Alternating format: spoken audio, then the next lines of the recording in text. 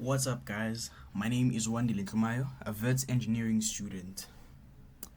In this video, I'll be teaching you guys how to do practice question papers to get the best out of them. By that, I mean to improve your marks most in them and to get the best marks in them and not to just guess your way through, and how to learn from them. Now, the techniques I'll be teaching here are techniques that will work for every subject or course, even though I made them or I wrote them for maths. I used them in my high school days to get distinctions from grade 11 fourth term until grade 12 December. Please note that the background just has visuals of me doing a study with me video, so you don't have to watch. You can listen to the sound while cooking or walking to school or doing whatever you have to do at whatever time you see this video. Now, the video will be divided into 3 parts. The first part will be me explaining why you should do practice question papers. The second part will be when to strategically write question papers. And the third and last part will be how to write practice question papers effectively. So now let's get into the first part of the video. Why write practice question papers? The first reason why you should write practice question papers, I'll give you 3 reasons here. The first one is practice question papers reveal what you know. They reveal what you know, and as a result, they also reveal what you don't know. What do I mean by that?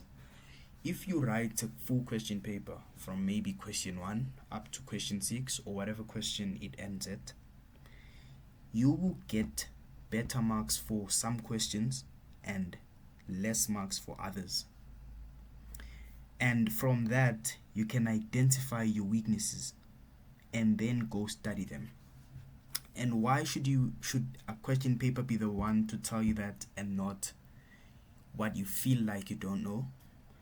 Well, what you feel like you don't know is not always what you don't know, and what you feel like you know is not always what you know. And by that I mean, if you think you know a certain topic, you might get to the question paper and realize you don't know how to answer the questions, but you know the content. And if you think you don't know a topic, you might realize that maybe you've been talking to people and they taught you how to answer the thingy. You just have never had an opportunity to write the answers. So, the first reason why you should write question papers is because it reveals to you what you know and what you don't know, so that you can go study specifically what you don't know and not what you know. Because you have to optimize your time. Use most of your time studying what you don't know as opposed to what you know, so that you can get better marks. That's how you improve. The second reason why you should write practice question papers is because they improve your test writing skills. Now, I always emphasize this. Writing a test is very different from knowing the information. Writing a test is a whole new field. So you can know every single thing about a subject, but if you've never practiced a test on it, you will not get as much marks as the person who doesn't know as much or didn't study as much but wrote multiple and many tests on it in the optimal way. So test writing and knowing the information are 2 different things. So what are test writing skills? I'll name 3 examples. The first one is representing your answers in the expected way. For example, in life sciences, they want you to use point form and state specific steps or components of that answer. In maths, they want you to show every step. But if you get used to the memos, you get used to knowing what steps they want to see. In history, they want you to know the concepts and include them in your essay. include sentences that have glimpses of whether you know the information or not, so that they know what to mark. So that's just an example. Then the second test writing skill is time management. If you don't know how to finish the test in time, you don't know the information that you would have written, right? If you and I write a test and you finish the test and I don't finish the test, and I knew everything that was going to be in the test but I didn't finish the test, and you and I get the same marks because I didn't finish and because you didn't know some of the information, we are basically the same person because we both got the same marks. It doesn't matter. No one's going to ask you if you finished or didn't. Even if they do ask you, it's not going to help in anything. So it doesn't matter if you know the information if you can't write it in the given amount of time in the test environment. But writing practice question papers will help you to improve your speed, because you'll know that speed is my weakness, and then you'll find solutions. And by the way, by the end of the video, I'll be explaining to you 3 ways I was taught on how to improve test writing skills, or our test writing speed, rather. So, the third test writing skill that I will mention here, and the last one that I'll mention here, is the emotions associated with writing a test. Sometimes you find that some people panic when they're going to write a test. Well, most people panic when they're going to write a test. Some people need to go pee. Some people need to go... some people can't focus because they're feeling so much emotion. They forget all the answers because they are feeling so overwhelmed by the emotions. Some people just can't focus during the test because they're feeling so many things at the same time. And that only happens because they haven't been exposed to the environment of writing the test as often as they should.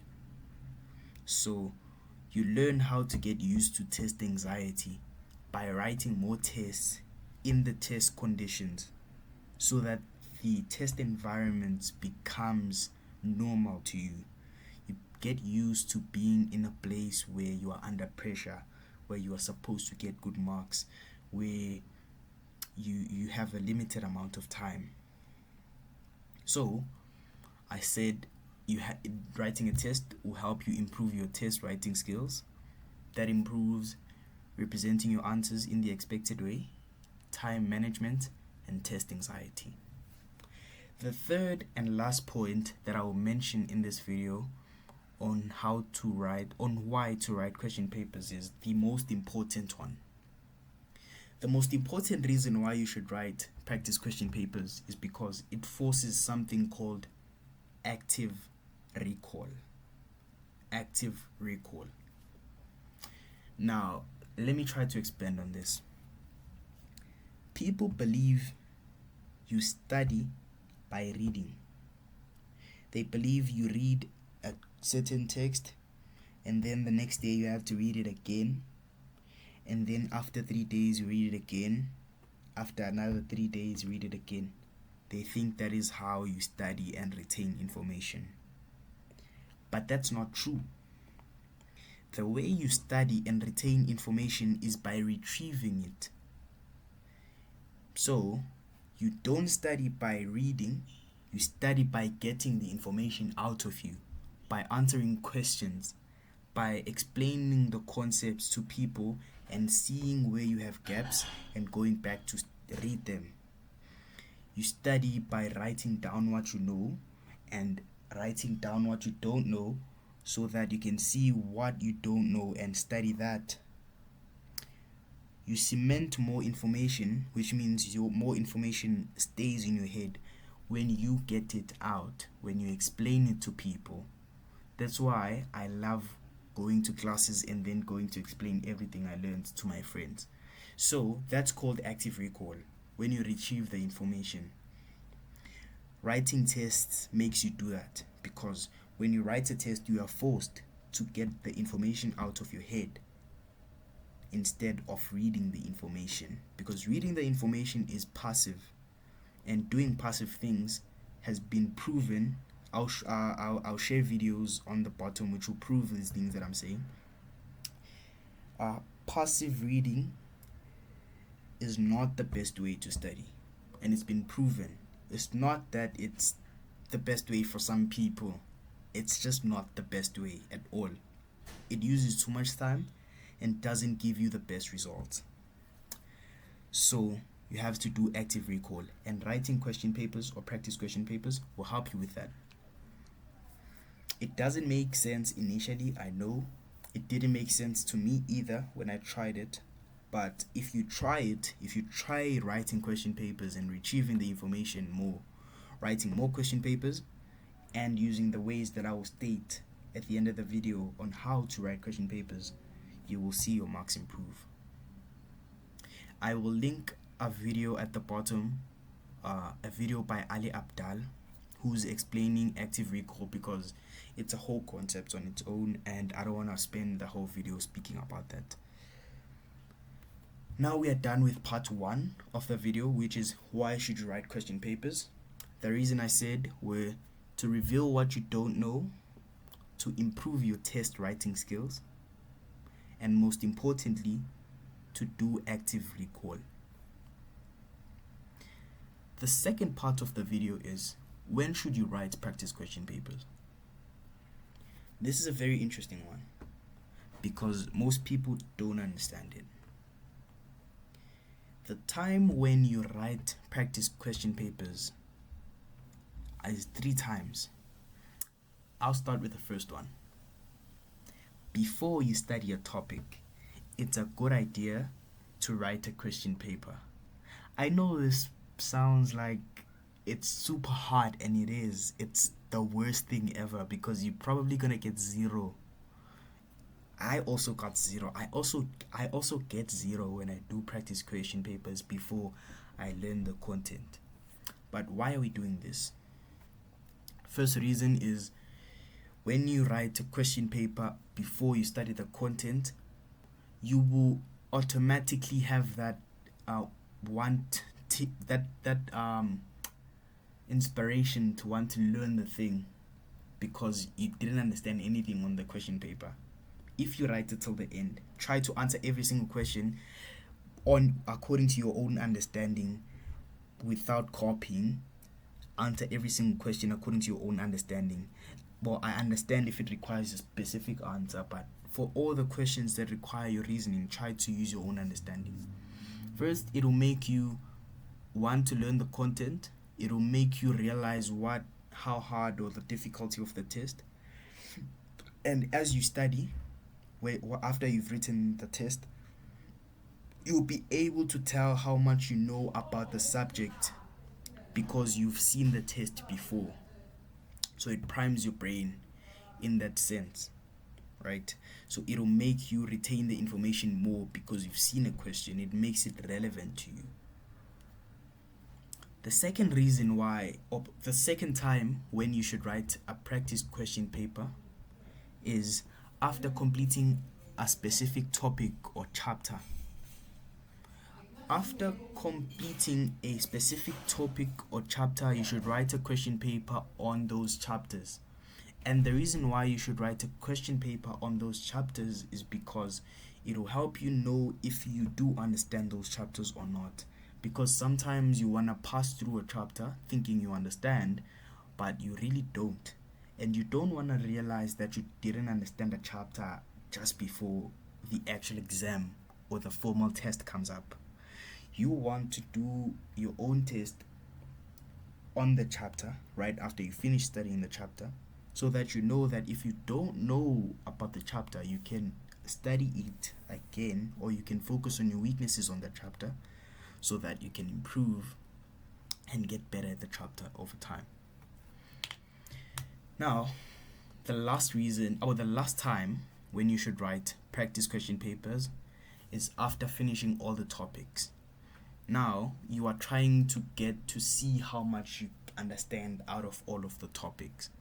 You are trying to identify your weaknesses so you can go study. So you write a full question paper. The goal here is to discover what you need to study, not to repeat writing what you know. It's not so that you can see that you getting question 1 correct every single time. It's so that you can see that you are never getting marks on question 6. So you should study question 6 and put more effort on question 6 because you don't know it. I know it's very tempting to study what you know, but that's not the best way to study either. Now we are coming to the third and last part of the video, but let me do a quick recap of part 2. I said you should write question papers before starting a topic because it primes your brain to absorb the information when you study. It makes it much easier to study the information. You should do question papers after completing a certain topic to know if you understood the topic, and you should pass on. You should do question papers after finishing all the topics to know what your weaknesses are so that you can focus on your weaknesses. Now let's go to part 3 of the video, which is the last part. How to write practice question papers. Number 1. When you write practice question papers, you want to recreate the exam conditions. If you can go to a classroom, do that. If you can get to a silent place, do that. Make sure your phone is far away. Make sure you only have your stationery and the stationery that you will be allowed to use in the exam. And then you start your test or practice question paper, but recreate the exam conditions as much as possible. I used to write my question papers at school. I would go there late and write my practice question papers. Maybe I would mark them at home, but I'll try to write them at school because that's where I was going to write the exam. Now, number 2 on how to write practice question papers is use a stopwatch, not a timer, to time yourself. I know I said recreate exam conditions, but in order to know completely what you understand about all the topics in the test, you should rather use a stopwatch, which is the one that says 1, 2, 3, 4, 5, and it continues on for until you pause it. Whereas a timer is the one that will say 10, 9, 8, 7, 6. So you want to use the one that says 1, 2, 3, 4, 5. You want to use a stopwatch. Why do you want to use a stopwatch?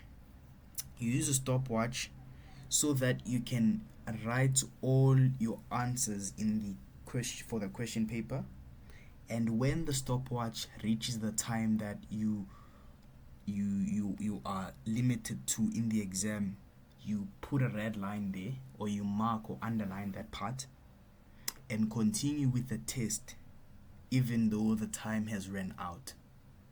Now you know that if you were writing the real exam, you would have ended where you drew the line, but you are continuing because this is not the real exam and you are testing yourself to see how much you don't know, not how much you can complete in the given amount of time.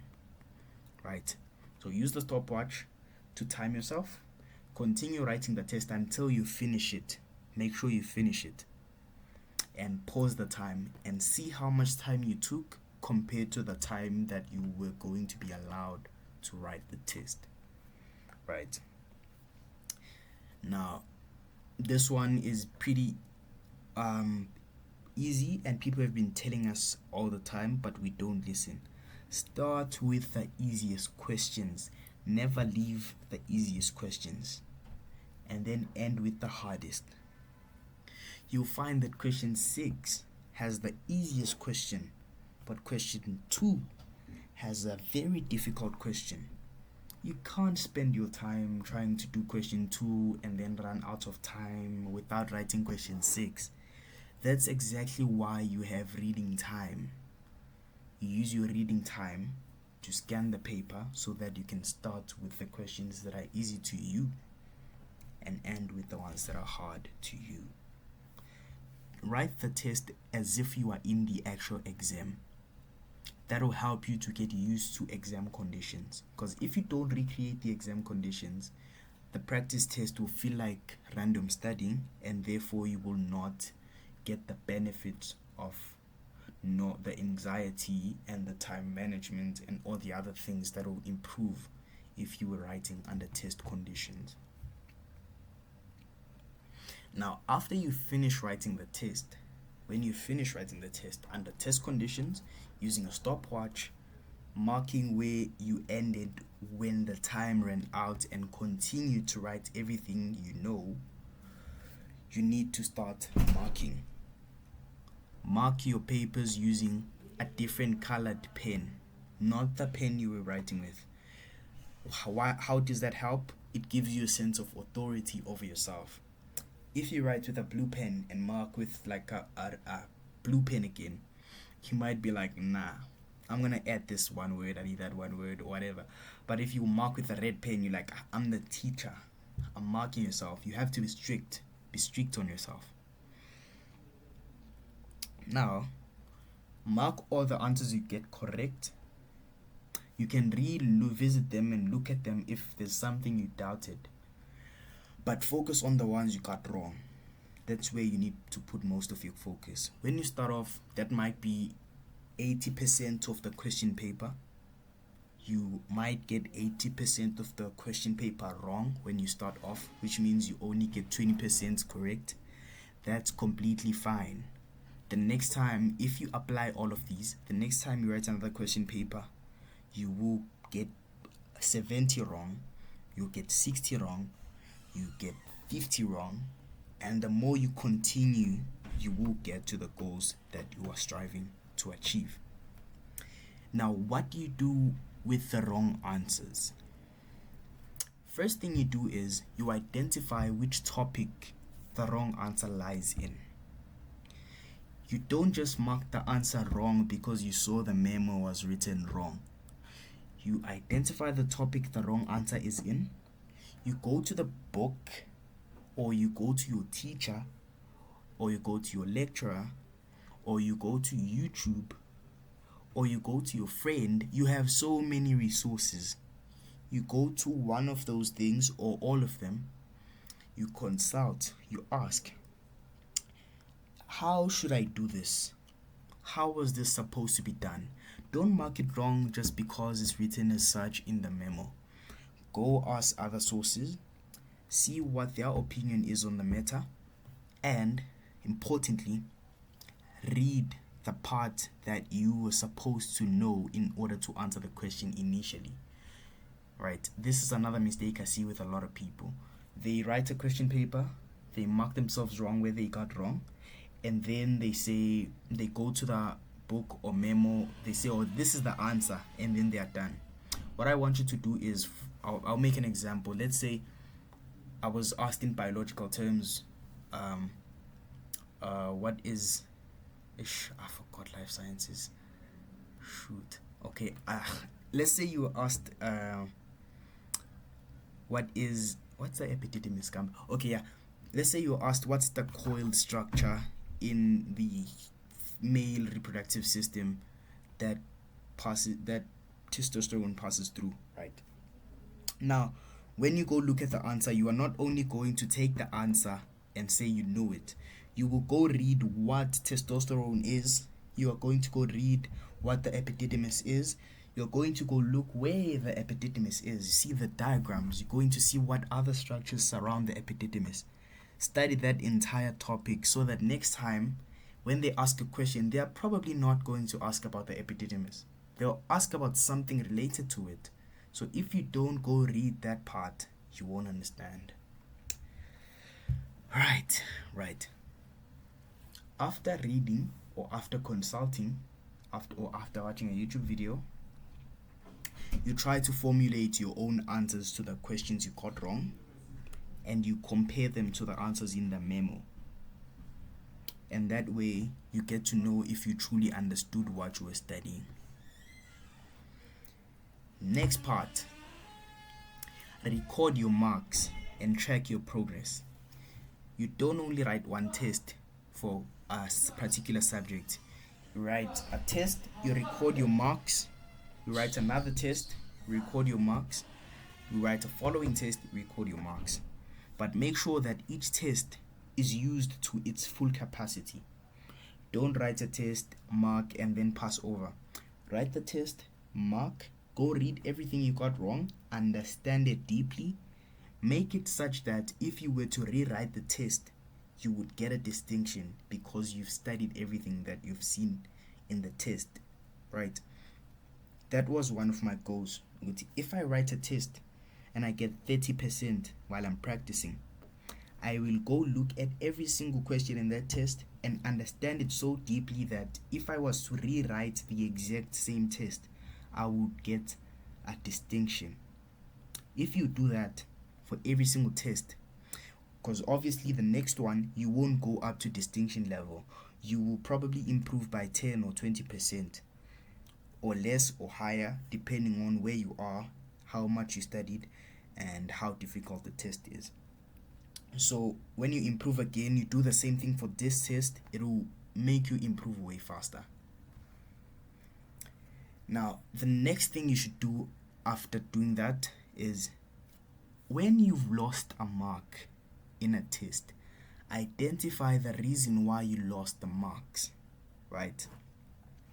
Identify if you lost the mark because you didn't represent the answer well. Identify if you lost the mark because you didn't read the question well and understood it. Identify identify if you've lost the marks because you didn't know a certain topic. Then after identifying every reason why you lost every single mark in the test, you do this. You formulate a solution to each problem. This is one of the biggest things that I've ever done, which I feel is so beneficial. Find a solution to each problem. I liked to find 3 solutions to each problem, which I would apply simultaneously or apply one per time. What does that mean? You get a question wrong because you ran out of time. You go find 3 solutions for how you can write faster in the test. You get a question wrong because you didn't know how to represent the answers well. You go to 3 people, you ask them how you should write this test in the next question paper, and then how you should represent this answer in the next question paper, and you consult with different memos, you consult with different people. You find solutions for each problem. You run out of time. I already said that one. So that is how you should write question papers. So what did I say? I said recreate test conditions so that you write exactly as if you are in the exam. Use a stopwatch so that you see when you would have ended with the exam, but you continue writing so that you write everything that you know. Start with the easiest questions and end with the hardest. No extra time. You're not giving yourself any extra time. You draw a line and then you continue after drawing the line, so you know exactly where you would have ended. And when you mark, you don't add the marks for extra time on your total. Mark with a different pen. This is not too important, but it's kind of useful. When you get something wrong, go study the entire concept so that you can understand it for next time. Formulate your own answers to the questions you got wrong and compare them to the ones in a memo so that you know if you understand. Record your marks. I used to have a book where I would write a maths question paper, and then at the end of the maths question paper I would write an analysis. I would say what are my strengths. I got question 1.1 correct and question 1.2 correct, which means I know a bit of algebra. I got 1.3 question 6.5 correct, which means I know a bit of that topic. However, and then underneath I would write my weaknesses. I would say my weaknesses were speed. I didn't finish the test in time. My weaknesses were calculus. I didn't get any marks on that. My weaknesses were representing the answers, which made me lose a mark on a certain question.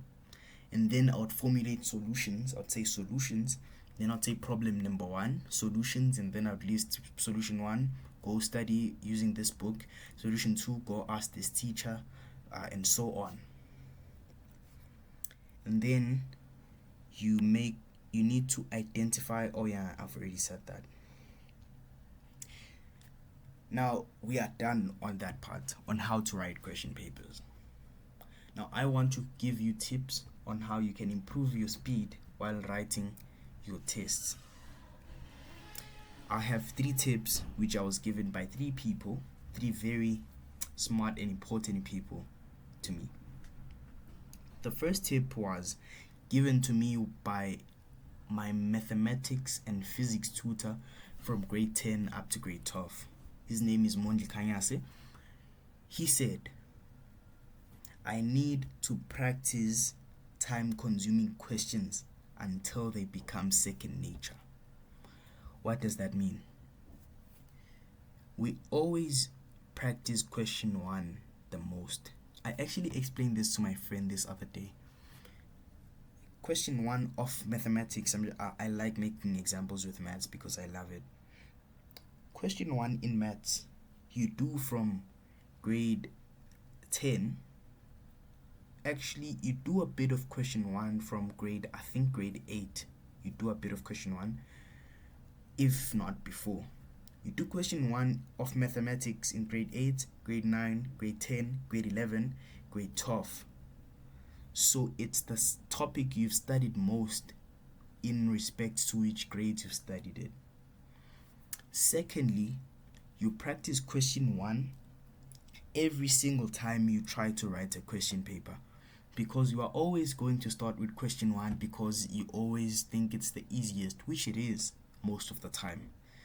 So you practice question 1 because you always start with it on question papers, even if you might not write the other questions because you run out of time, or someone calls you while you're practicing, or you get annoyed by practicing and you stop. But question 1 is always there. You always do question 1 in a question paper. So you always practice question 1 in that sense. So question 1 is the question you practice more than any other question, and that's why you are so fast at question 1. You are faster at question 1 than any other topic in mathematics, if you are doing mathematics. That's true for most people who do maths. They are best at question 1 because they always practice question 1. Imagine if you put the same effort you put in question 1 on question 6. Imagine if you put the same effort on trigonometry. Imagine, because in question 1 you don't even have to think about the answer. You just go, if you see a question, you just start writing the answer, even if you haven't even thought about what the question is asking. So imagine if you were the same for trigonometry, for calculus, for probability. If you were that fast, and the only way you get that fast is if you practice so many times that it becomes second nature, that you don't even have to think about the question for you to get the answer out. It's just natural. You get it out automatically. Right, that was the first tip. If you want to improve your speed, practice the question you are slow in many times until you master it so much that you don't even have to think in order to get the answer out. Tip number 2 for improving your speed is you should skip difficult questions and start with what you know. That was given to me by Mr. Mbili, my mathematics teacher from grade 10 up to grade 11. It's so simple, and I think I've said it before in this video. Just skip the questions you don't know. Start with what you know. It's not too complicated. Start with what you know. You won't suffer for starting with what you know, but you will suffer for starting with what you don't know, because you will waste your time trying to figure it out while you could be collecting marks with that time, with what you know. Then the third tip was given to me by Mr. Kumete. He was a maths literacy teacher at my high school. He said, he used to be a physics teacher a long time ago. He said, in order to get faster at writing questions, especially for mathematics, I don't know, this is getting too focused on maths, but all these examples I'm giving with maths, I think most of them apply for most courses and most subjects. So Mr. Komete said, whenever I'm writing a question for practice, just random practice, not even question papers, not even past question papers, if I'm just writing a question on my book or writing a question that was given by a teacher on the board, I should time myself according to how difficult the question is or how many marks the question would bear in a test. For example, if I'm doing question 1 on my book, I'm practicing question 1 for mathematics grade 12, then I would say I don't spend more than 3 minutes on each question. So I write the question in 3 minutes. If I can't finish the question in 3 minutes, I failed to do the question. You continue writing the question, but next time you should try to write it in the given amount of time. So every single time you write a question, you have it in your mind, which you have to finish it in a set amount of time. That way you build the culture in yourself that you have to write questions quickly, because you will not be given extra time in the test. Okay, that was the third tip, and I think the third one was the most useful for me, but all of them are very, very useful and hold a lot of value. We've reached the end of the video. I just want to give you a quick recap of everything. So firstly, I said you should write question papers because they reveal what you know and what you don't know, so you know what to study. They improve your test writing skills and force you to do active recall. Secondly, I said when should you write practice question papers? You should write them before you start the topic, while you are studying or finished a specific topic, and when you finished all the topics. So basically every time you should write question papers. Then I said, how should you write practice question papers? You should recreate exam conditions. You should use a stopwatch. You should start with easy questions. Mark with a colored pen, a different colored pen. Go study what you got wrong and see what your weaknesses are and find solutions for them and apply them immediately. And then I said, how should you improve your speed? You should practice the thing that you are slow on so many times that it becomes second nature. You should skip questions you don't know and start with what you know. You should time yourself every time you are studying so that you build the culture of writing fast. Now we've come to the end, and I just want to say, if you have any questions regarding academics, regarding school, you can email me, you can ask on the comments, and I will be sure to respond. You can request a video of a maths explanation for a specific question, or a video of any general educational advice or tips. Please subscribe, like the video, turn on notifications so that you can be notified every time I upload a new video. And I encourage that you share this video with your friends. Don't be selfish, man. Share the video with your friends so that they also watch and they also become superstars just like you, since now you know how to write question papers and why it's so important. Thank you. Goodbye.